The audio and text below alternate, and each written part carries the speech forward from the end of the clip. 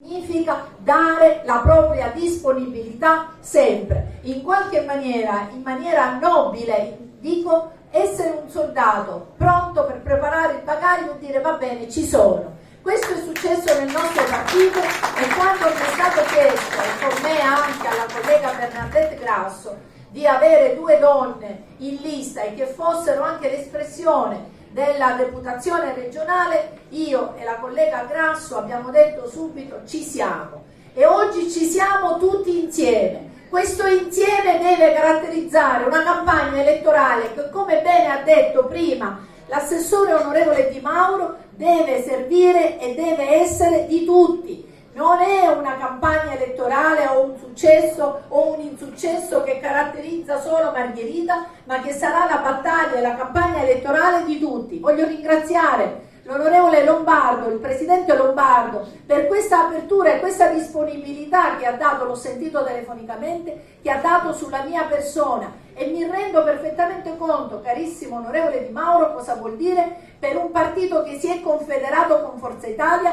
che ha una sua candidata e che sta facendo votare e trova spazio anche per la sottoscritta. Il mio grazie è un grazie di cuore, è un grazie sentito, è un grazie infinito, perché significa veramente volere costruire insieme. Ha detto bene l'onorevole Di Mauro, non è un incontro di oggi, non è un lavoro che con gli amici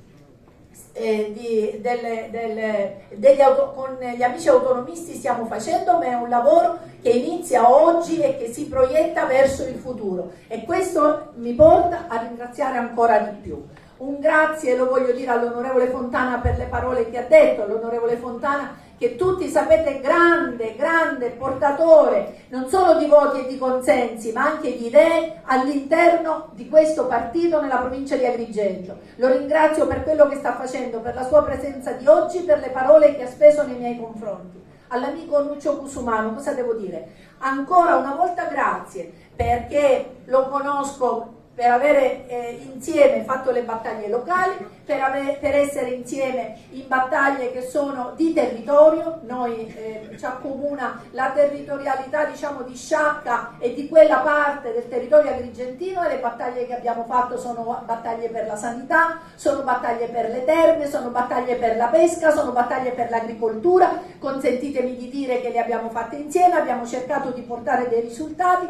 Oggi ancora di più queste battaglie vanno fatte perché quell'Europa di cui parlavano i colleghi prima possa ascoltare, possa dare risposte. Voglio ringraziare il sovrintendente che è qui, voglio ringraziare il direttore del parco, voglio ringraziare tutti voi, voglio ringraziare i giovani. Mi hanno dato oggi una tessera che per me è un onore, questa tessera di adesione in qualche maniera. Magari avessi 30 anni di meno, farei 1000 cose in più rispetto a quello che posso fare oggi alla suonata età di 60 anni. Però dentro sento quello spirito forte. Ho guardato in lungo e in largo quello che è il programma del mio partito, quello che gli stati generali di Forza Italia hanno fatto e hanno messo su carta per questa battaglia, che è una battaglia per l'Europa. Bene ha detto l'onorevole Di Mauro e io ne sono fortemente convinta, caro Roberto. In Europa non ci si va a fine carriera, non ci si va a conclusione di qualche cosa. Oggi l'Europa è al centro di troppe scelte, di tante scelte,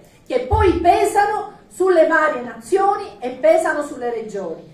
Noi, tra i temi che Forza Italia porta e porta con determinazione, c'è quello dell'insularità. Prima lo dicevo alla stampa, oggi lo dico a voi. Dobbiamo rimettere al centro la campagna e la battaglia per l'insularità. Le isole Sardegna e Sicilia, non dimentichiamolo, perché sono le 2 isole che porteranno i loro rappresentanti in Europa. Queste 2 isole devono poter fruire dei vantaggi dell'insularità e non esserne penalizzate.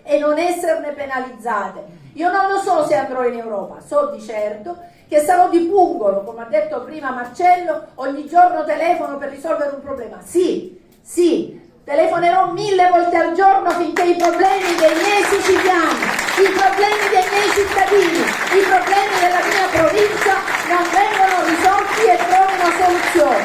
Cosa diversa, e mi dovrei sentire dispiaciuta se telefono telefonassi per accanzare cose personali. Nessuno non lo può dire ad oggi, e sono certa, perché mi conosco, a meno che non perdo il senno, non lo potrà dire in futuro, perché cose personali non me ne servono. Non faccio politica per fini personali, faccio una politica di prossimità, faccio una politica di territorio. Fare il sindaco mi ha educato, non solo perché sono professionalmente una psicologa abituata ad ascoltare, ma fare il sindaco me lo ha permesso ancora di più. Sono abituata ad ascoltare i bisogni della gente, e ascoltarli soltanto non serve, devi trovare soluzioni, devi trasformare quei bisogni in opportunità e dare alla gente quelle risposte che merita. Allora, se io oggi dovessi dire qual è il mio programma è il programma del mio partito. Il programma del mio partito è puntare sull'agricoltura, oggi fortemente penalizzata da un'Europa che non è stata sempre madre, un'Europa che ha penalizzato perché non è riuscita in qualche maniera a capire cosa vuol dire il concetto di filiera e non soltanto di produzione industriale su larga scala. E da Lollo Brigida che dice che per fortuna si sta in Sicilia. Da Lollo Brigida. Dobbiamo riportare al centro il tema, e siamo in tempo. Diciamo. Ha fatto forse dei grossolani lapsus e sarà lui a giustificarsi con le persone. Dico soltanto che l'agricoltura non può essere ancora mortificata, dico soltanto che bisogna trovare soluzioni per abbattere quelli che sono i costi e poter fare profitti e utili. Oggi l'agricoltura e gli agricoltori profitti e utili non li fanno più. Dobbiamo impedire che un'agricoltura globale, questo termine globalizzazione ha portato tanti benefici ma sta portando tantissimo documento. Non possiamo permettere che la globalizzazione vada ad inficiare una produzione che ci mette al centro con la dieta mediterranea e che poi ci penalizza perché non ci consente di portare avanti un prodotto di qualità ben pagato e che non si possa usufruire di quella capitalizzazione che tutto il mondo dell'agroalimentare fa, e guarda caso poi per gli agricoltori questi profitti non ci sono mai. Questo concetto va rivoluzionato. E la pesca, stessa identica cosa. Mi permetto di dire, parlando di pesca, bisogna raggiungere la sostenibilità ambientale, e tutti siamo, perché l'altro giorno mi è venuta in mente una cosa, carissimi amici, e me l'hanno spiegata meglio.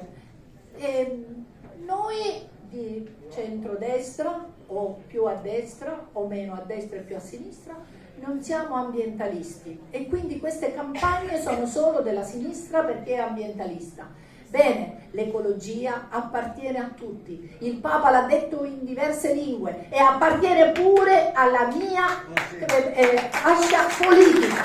Essere oggi ecologisti significa riportare al centro il concetto di equilibrio in questo mondo. E allora, a proposito di equilibrio, mi viene in mente l'ambiente, altro tema importante.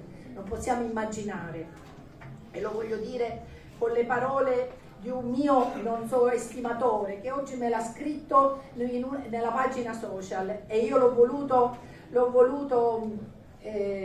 riprendere, parlando di